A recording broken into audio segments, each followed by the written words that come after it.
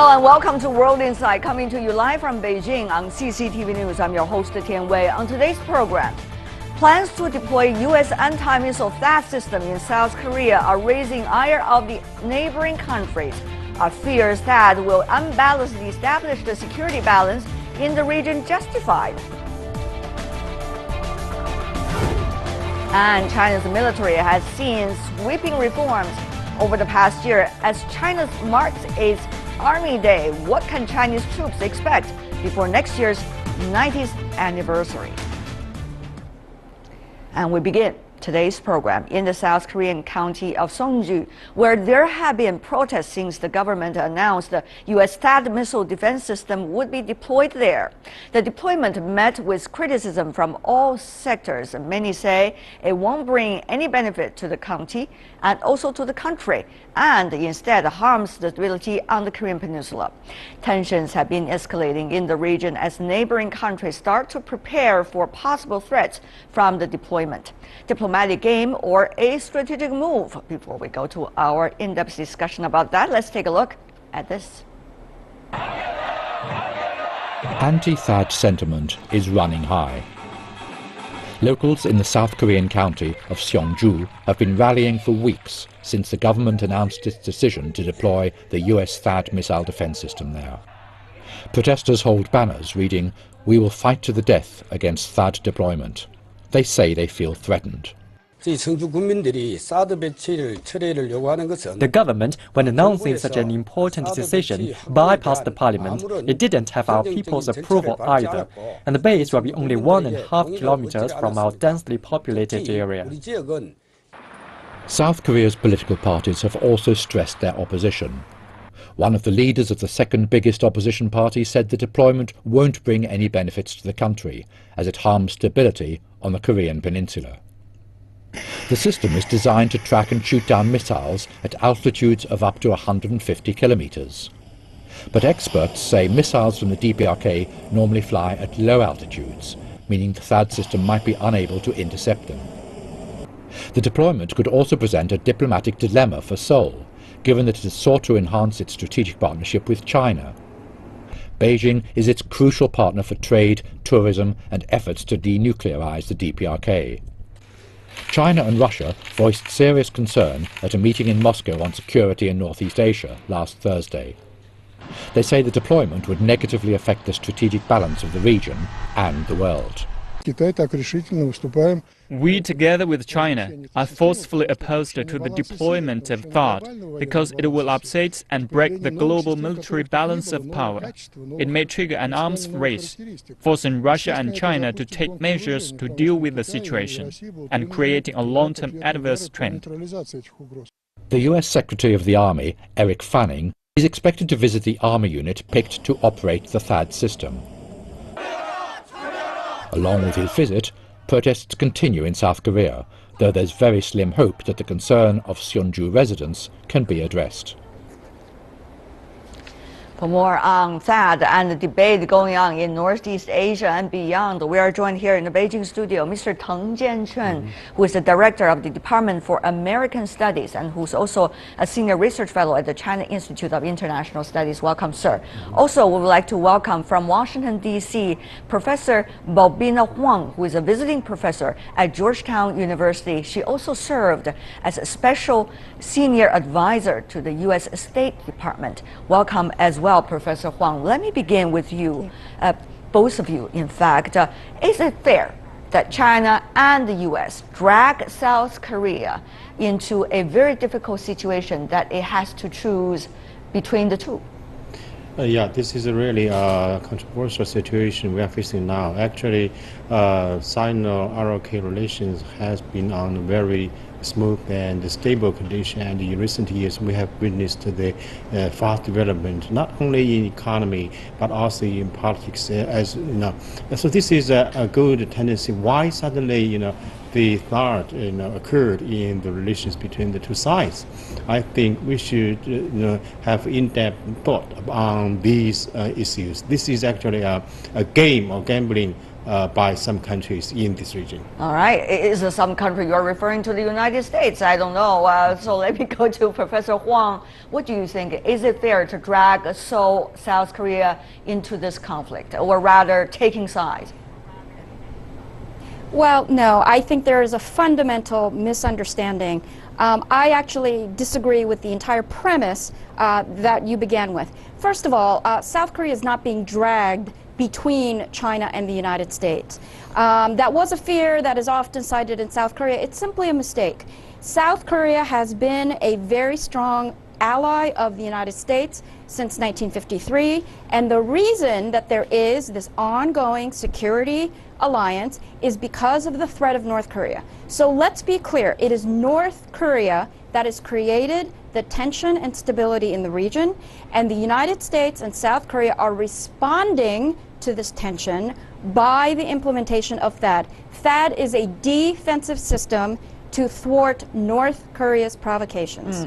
Well, that is being well understood, but on the other hand, Mr. Tang, it seems that as a result of the possibility of implementing THAAD system inside South Korea, there have been protesters coming from China and Russia. Rather, it seems that the players in the issue has go beyond South Korea, DPRK, and the United States to China, Russia, and some of the other countries as well. So once again, what does it mean to the region? Different countries have different understandings on this deployment. As for China, I think the Chinese government has shown its great concern to the deployment. It's not only for the sake of the Chinese security interests, but also for the regional peace and stability. What do you mean? For example, I'm sure the deployment of THAAD system in ROK will give some impact on the development of military capability in North Korea. So this is actually a competition in this region, especially in military capability. And also, we can see the response from Russia and from other countries in this region. So this reaction actually just gave a very negative influence on the current stable and current good relations among countries like Sino-ROK relations. Very interesting point there. Professor Huang, what do you think? I mean, it seems that what Mr. Teng tried to indicate is a vicious cycle that is not just between the North and the South anymore, as it was earlier depicted by the Korean Peninsula nuclear crisis. But now this is much more beyond that, and a vicious cycle among many players now in Northeast Asia. Well, again, I have to respectfully disagree. I think there's a fundamental misunderstanding about offensive versus defensive weapons. Look, China and Russia are choosing to become involved in this issue, and they are choosing to make this a problem for China and Russia. Frankly speaking, THAAD is a defensive system, and it absolutely does not cause North Korea to increase its offensive weapons. It is simply a reaction to North Korea's ongoing missile tests. If China and Russia are unhappy about the deployment of THAAD, which is clearly because South Korea feels vulnerable to North Korea's increasing missile development, then China and Russia should no longer support North Korea, as it has continued to consistently do throughout the decades. I think there are two accusations coming from Professor Huang. One is that others are trying to make an excuse for their own military buildup as a result of the THAAD system or possibility of THAAD system in South Korea. And secondly, China and Russia has been assisting DPRK rather than working together with the other countries against the military buildup and the nuclear buildup on the Korean Peninsula. For those two accusations, Mr. Tang, would you like to respond to that? Of course, you're not representing Russia, I guess, in this way, but rather coming from a Chinese perspective. You're right. I think it seems to us that the missile capability in DPRK does pose a very serious challenge for the regional security and stability. But let's discuss this is from two approaches. The first is a geopolitical approach. Actually, the United States initiated a global military defense system, especially a missile defense system, simultaneously, in Asia-Pacific region and also in Europe. So this is actually a global... When was that? When was that? Yeah, it's a global project initiated by the United States. And its targets is not only Iran and the DPRK, targeted at the two, Eurasia continental country, Russia and China. So this is actually a strategic challenge for the deterrence and operation capability, especially for the two nuclear weapon states. So this is the geopolitical consideration. Another is military consideration. If we look at the capability of THAAD system, it can do the surveillance, just inland in China. So this is actually really a challenge for the national security. That's why China gave such a strong position, a strong protest against the deployment in Korean Peninsula. So I think from this perspective, we can have a good understanding, not only look at the missile capability in DPRK. I'll let Professor Huang to respond to you a little bit later, but you have to respond also to her second point, which is China and Russia have not been working with the other partners in the Asia-Pacific region and beyond on working against the DPRK nuclear buildup. Rather, China was helping the DPRK with its nuclear buildup. Yeah, you're right. I don't think China and Russia can give any significant support in the military development or build-up in DPRK. This is actually a resolution by the UN Security Council, and China, in recent years have contributed greatly to the resolution and also to the imposition of these resolutions. And of course, Russia did the same. So any execution saying that China gave support to the development of military capability in DPRK actually is quite irrational. All right, let me go to... Okay, sorry, I cut you short. Sorry, did you want to ask something? Yeah, I think that this is actually only execution from the United States and ROK. All right. Professor Huang, you want to respond to what Mr. Teng just said, but rather maybe with a step forward, if I could ask, what role exactly is the United States playing? First of all, having its missile defense system and missile build-up system, as Professor Teng earlier said, around the world, including possible deployment in the Asia-Pacific region, and many believe that is part of it, the THAAD system inside South Korea. Is the United States escalating the buildup of military weapons and defense systems around the world? Secondly, what has the U.S. been doing in terms of trying to work out with partners of the six-party talks a possible solution on the Korean Peninsula? As far as I understand, Professor Huang, there has been so-called a strategic patience policy coming from Washington, namely meaning doing nothing. Professor Huang. Well, let me simply say, because the six-party nuclear issue is a completely separate issue, I will quickly say that the Obama administration's policy how come is it a completely different issue?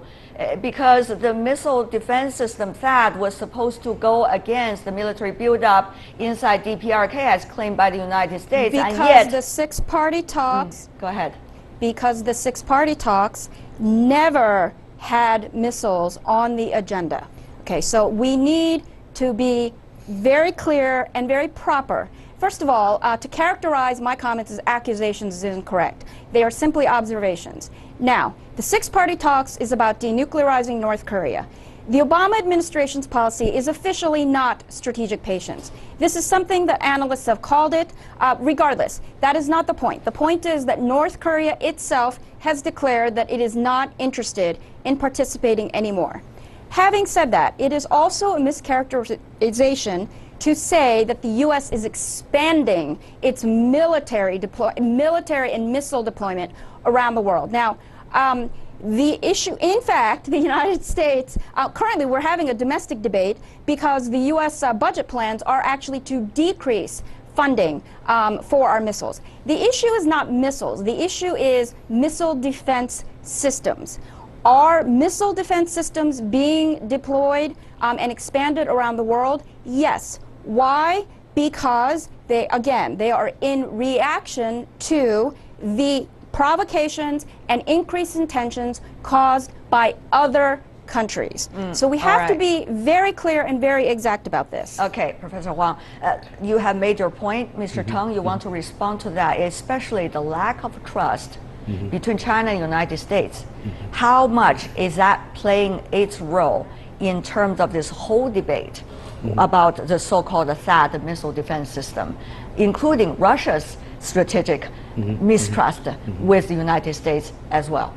Yeah, if we look at the situation in Korean Peninsula, we can have a good conclusion that, especially in recent years, since the ending of the six-party talks, actually the tension there is from the two sides, from the United States and from DPRK. So if we have a good understanding on the mistrust or competition, I'd like to use competition, is not only mistrust. Actually, the competition between the United States and China in security has been intensified in recent years, especially in the South China Sea, in cyberspace, in Korean Peninsula. It's a whole set of the competition between the two countries. And mistrust is actually a strategic issue we are facing now. But we all agreed that we can have a new model of relationships among major powers. Well, we don't know yet the content of... no dispute, and mutual trust, and also win-win cooperation. Well, those sound beautiful words, but we don't know yet how to implement those beautiful words. As Mr. Teng, you know this much better than I do. Having said that, though, we have earlier invited a South Korean panelist to join our discussion. It's only fair that the South Koreans are voicing their different opinions, but at the very last moment, that panelist has canceled his appearance at the discussion due to some emergencies back at home. So now we need to look at what the South Koreans need to think about and also have been facing over the years. In fact, according to some statistics, agreeing on the deployment of THAAD was not a smooth decision for the South Koreans. Let's take a look at some of the timelines. Is the South Koreans government under pressure while making its decision, or is it convinced that the THAAD is necessary for protection of DPRK? Take a look at this. In 2013, the South Korean military asked the Pentagon to provide information on the THAAD system as part of efforts to strengthen its defenses against to develop its own indigenous long-range surface-to-air missile instead of buying THAAD. Then, in 2015, the Wall Street Journal revealed the U.S. was studying sites in which to base THAAD in South Korea. But the South Korean government denied this and reaffirmed its stance of not joining the U.S. missile defense system. However, over a year later, the deployment of THAAD in the nation was officially announced. Well, that is mainly a recent timeline of some of the decisions and debates going on in South Korea, because we don't have South Korean panelists. So I have to ask questions from different perspectives. So let me go to you, Professor Huang, on this. We have been seeing reports, not only in Chinese media, South Korean media, but also media around the world, suggesting there are different kinds of opinions inside South Korea. And this is almost the last stage of the Park administration. So with the division both within the party and beyond in the society, what does that mean for the Park administration, and what does that mean for the implementation, as she claims, of the THAAD system? Okay, well, I certainly don't speak for the South Korean government, but I do study the ROK very carefully. So let me see if I can provide some objective analysis. First of all, South Korea is a vibrant democracy. This is extremely important. What this means is that in this democratic society, that the public has the ability to voice their varied opinions and opposition. And because South Korea has a free media, often the media chooses to focus just on these protesters. Now, the protesters that are currently quite angry about employment of THAAD is actually a local issue. National polls show consistently that the majority of South Koreans, and when I say the majority of South Koreans, close to 75% of the South Korean public supports THAAD. Now, it is correct that until through 2015, the South Korean government was resistant to the U.S. idea of employing a U.S. ROK THAAD system, which is an integrated bilateral system. All right, Mr. Huang. And the reasons are... Professor Huang, you have 30 seconds to go because we need to leave 30 seconds for the Chinese guests as well. Yes. So the reason that the government has changed its position and is now adopting THAAD and why the South Korean public supports this is because of North Korean missile provocations. They have launched more than a dozen missiles in 2016 and a nuclear test. This is the reason the public supports that. Okay, well, there are many reasons why the public support or disapprove as time goes by. But let me ask you, Professor Tang, here in Beijing, what do you make of the division going on in South Korea? What that might mean for the South Korean government from your perspective, of course, and what would that mean for China-South Korea relations, as there are already talk about of trade sanctions or some kinds of quote-unquote punishment for South Korea coming from China, even though the state policy has not yet reached that certain degree? In my opinion, I think the DPRK current government actually should have two misperceptions. First, that the THAAD system will cover all the territory of ROK, but the fact is only cover 2/3 of the territory of DPRK, and the capital region, I mean Seoul. All right. It has at least 20 million citizens not included in the protection of the this system. So this is one important reason for the our case people angry. And the second misperception is that China will give any real response to this acceptance of deployment of such a system. So I think the ROK government used to be very cautious in terms of the deployment, but Park Geun-hye's administration gave such a green light to the deployment. I think the situation or the relations between China and ROK actually suffered a lot in recent days. We have witnessed the response from the Chinese side. All right. We are going to continue with this debate as long as we still have the issue of the THAAD, I'm sure. But thank you so much for both of you for offering your perspectives on this issue. Professor Bobina Huang coming from Washington, D.C., and Mr. Teng Jianchun here in Beijing with us. Really appreciate it for both of you. Thank you. Stay with us here on World Inside. We got our final segment coming right up. China's People's Liberation Army was established just 89 years ago today. It was gone through a series of reforms over the past year. What further changes will the Army see before it turns 90? You're watching World Inside, coming to you live from Beijing. I'm Tian Wei. August 1st is China's Army Day. This year marks 89 years since the establishment of China's People's Liberation Army, known as the PLA. The past year has seen a sweeping reform of the PLA led by President Xi Jinping. The reforms touched almost every military institution. This drive is a historic change in the organization and structure of the PLA. President Xi said that China must have a strong and active army to meet national defense needs and to suit the country's status as a major power. An 89-year-old army. Monday marks 89 years since the establishment of China's People's Liberation Army, known as the PLA. Some 2 million soldiers currently serve in this army, but the PLA is not modern enough to safeguard national security and lags far behind advanced global peers.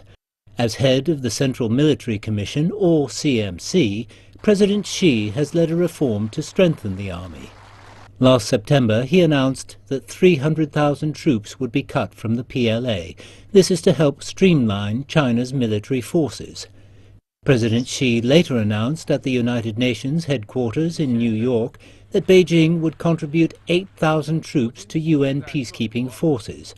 He also said China would donate $1 billion to the peacekeeping budget. China will steadfastly support and participate in UN peacekeeping operations, continue to fulfill the obligations of responsible power so as to make contributions to world peace. The reform plan calls for a joint operational command of the PLA to be established by 2020. The PLA Rocket Force and the PLA Strategic Support Force have also been established. The previous 7 military area commands have been regrouped into 5 theatre commands. The 4 military departments, staff, politics, logistics and armaments, have been reorganized into 15 agencies. President Xi last week called for further armed forces reform. He said obstacles and policy issues that may hold back reform measures must be addressed. He said the reform would drive a comprehensive and revolutionary change. This is the biggest military reform in a generation.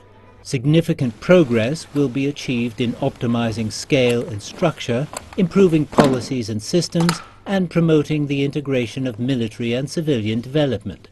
A modern military with Chinese characteristics, commensurate with China's international status, is expected to be built.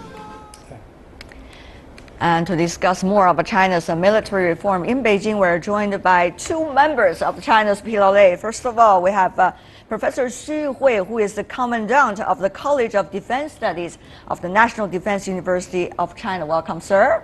And also welcome to our Beijing studio, Mr. Zhang Junshe, Senior Captain and a researcher at the Naval Military Studies Research Institute in China. Welcome. And from Washington, D.C., we're having Mr. Michael O'Hanlon, who is a Senior Fellow in Foreign Policy Studies at the Brookings Institution. Welcome as well. First of all, gentlemen, I have to say congratulations on the Army Day. This is an important day for all of you. But on the other hand, we've seen the reforms going on in China since 2012. How much has been achieved through this military reform? People are talking about command structures. People also talking about efficiency. Right. Okay, from the commanding structures we have already done. The Central Military Commission have reorganized. We have 15, agencies or departments. And for the regional command, we have set up 5 joint command in different regions, based on the former, 7 military region and the different services. I think this has been done. And the second step is for the restructuring of the whole forces is just undergoing now. And the third level is about personnel, human resources management, and financial system. Also, it's making the policies. And the next one is about we call the civil-military integration development, also on the way. A lot on the hand at this moment on the agenda. Some were suggesting this is the biggest military reform since the founding of the PRC. Others were suggesting it can be comparable to the year 1985 when Chinese military was experiencing a huge different phase change. Senior Captain Zhang, what do you think? Well, actually, this is maybe the most significant defense and military reform ever since since the reform of this country, because we have seen, just as Senior Colonel Xu says, that actually we have achieved much progress in this round of military reform. First, I think the most important is that we have established 2 chains of command. One is the leadership management command, which comes through the CMC, Central Military Commission, to the command of the services, the Army, Navy, and Air Force, and then to the operating forces. The other is the combat command chain, which comes from through the CMC to area or called the theater commands, and then to the operating forces. But before all of these are done by the service commands and also you call the regional commands. I see. These are very different terminologies that both of you have just explained to our viewers. What is its significance, at least looking at significance from outside? Mr. O'Hanlon, what do you think these military reforms really have achieved so far? China was talking about to meet the current international environment. What do you think the current environment China was referring to? Thank you for having me. First, let me join in wishing my PLA friends happy birthday, happy anniversary. Thank you. And second, remembering, if I could, that even though we obviously have at one point a difficult history in the Korean War fighting against each other, we actually worked together at the beginning period of the PLA to defeat the Japanese imperialist government, which was the enemy of both of our countries at that time. And I have every reason to hope that we will be able to collaborate going forward, even if there is now a certain amount of tension and rivalry in certain aspects of our military relationships. So having said all of that, I think the Chinese armed forces have actually come a long way. In your package before you started interviewing us, you talked about how the Chinese military lags far behind other militaries. I'm not so sure that's true anymore. I think most Americans who study this region would say that the Chinese military is becoming certainly one of the world's most formidable. We know it has the second largest military budget, but not only that, it's modernizing its high technology quite a bit, and you mentioned the streamlining, also orienting towards theater military commands, which are designed to be more operational, also orienting more towards the high technology commands, the strategic rocket forces, some of the air and maritime and expeditionary capability. So I think China's armed forces are really reaching what I would term a near superpower status, especially in the Western Pacific. And we in the United States recognize the importance of finding a way to make sure our countries work together, even though there are certain tensions right now, because the Chinese and American militaries are both way too good for either one to want to wind up as the adversary of the other. Well, that's an interesting way to put it. Let me come back to you, Professor Xu. Just to follow what Mr. O'Hanlon mentioned, that the Chinese military has been improving, and during this reform of Chinese military, we see the emphasis on certain military skill sets will be emphasized. Let me read through some of these sets. Something is about, it's about speedy responses, it's about precise strikes, it's about seizing key forts, it is about sabotaging operations. These, of course, are terminologies in military. Yet, you know, listening to these terminologies from afar, people would think, what is China having in mind? What does it want to do with the second largest military in the world and working on all of these very precise skills? Professor Xu, so exactly, I think the most important thing is, what does China want to do with this military? I don't know. What do you think Chinese military wants to do? I cannot have an opinion as the host of the program, so Professor Xu. That, on one hand, I would like also thanks Michael O'Hanlon, my friend, for greetings for Army Day, and I really appreciate that he mentioned we used to fight together, you know, shoulder with shoulders against our common enemies. And actually, even today, we also fight against our common enemies like the terrorist, climate change, and non-proliferation, and a lot also in Africans against Ebola and these sort of disease are very important roles we work together, we played for the world. And as to the specific tactical terms you mentioned, actually, I don't know, maybe you read it from the media, and that was from the Western scholars.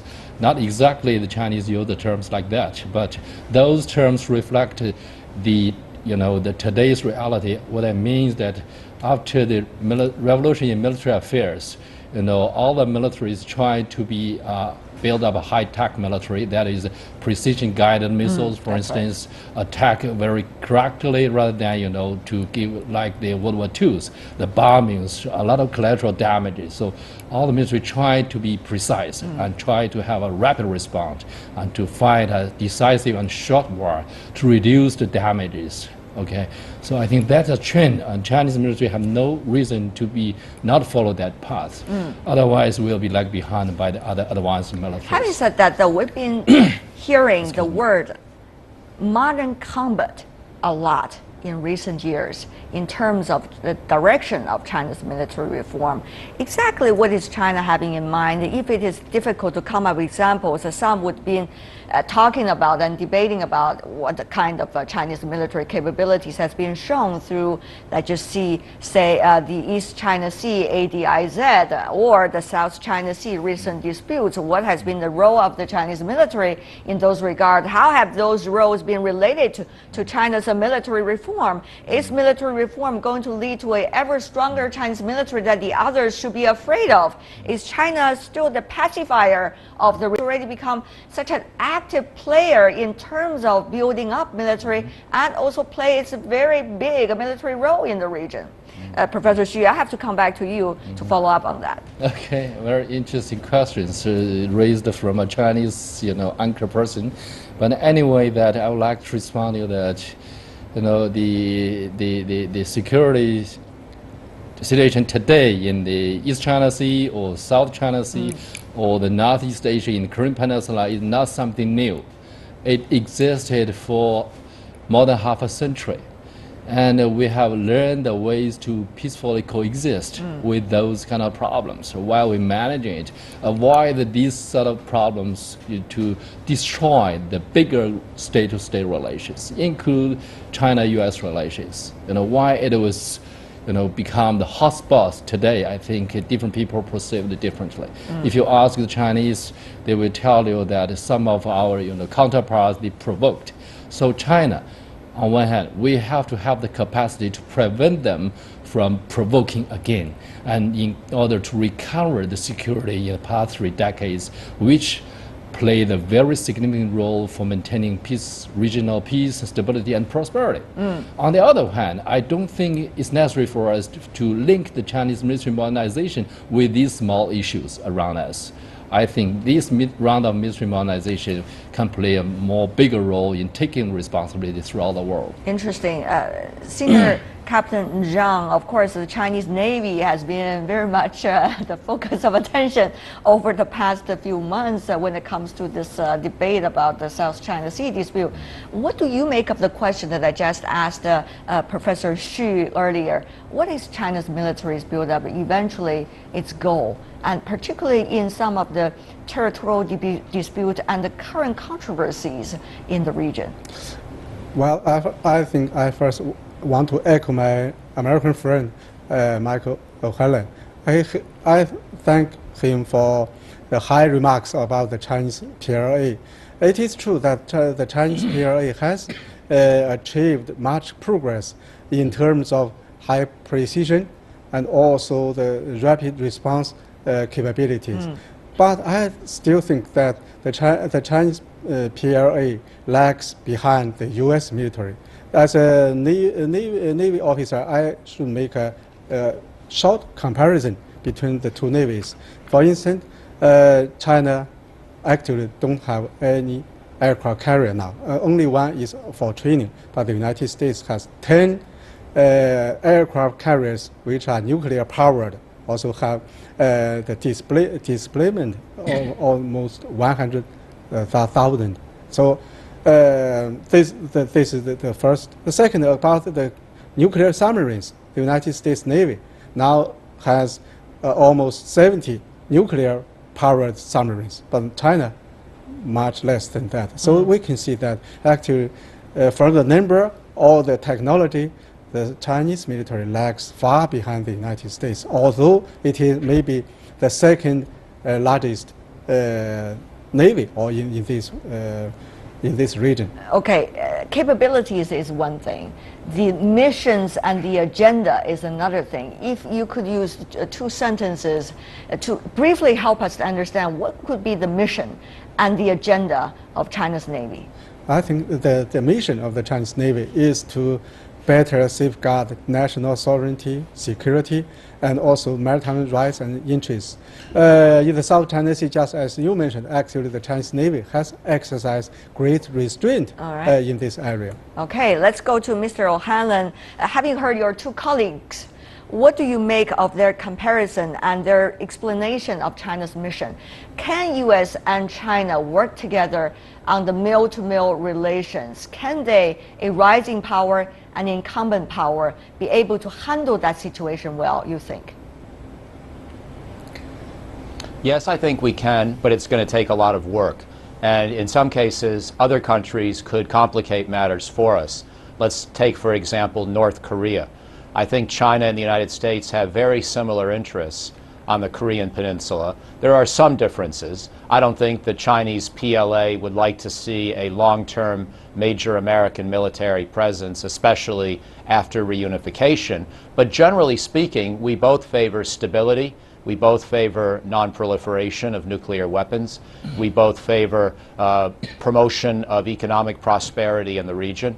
And therefore, in principle, we should be able to cooperate. But of course, we are allied with opposite sides of that conflict. And so if a conflict somehow began, we would have to work very hard to find a way to collaborate in resolving it, rather than risking winding up getting dragged into a confrontation where we could even wind up at odds with each other. So in some of these cases, we really have to think hard. In the South China Sea, of course, it's a much different challenge. I interpret China's interest to be wanting to exercise more power now that its stature and its military capabilities are greater than they used to be. But of course, we are trying very hard to sustain our protection of our allies and of sea lanes. And I think there are ways to do this that everyone could be happy with. But we haven't quite identified exactly what that final end game would be for the South China Sea, in which the core interests of access to the sea lanes are protected for everyone. And everyone has some ability to benefit from the economic resources, but China also has the understandable role of sort of being first among equals in that vicinity. If we can work that kind of a concept out, I think we'll be able to cooperate. Okay, very interesting. Even though we have very limited time, 1 minute only to go for the two of you to respond. Of course, South China Sea is a very specific issue, and yet from that specific issue, one could see how things could work and should work.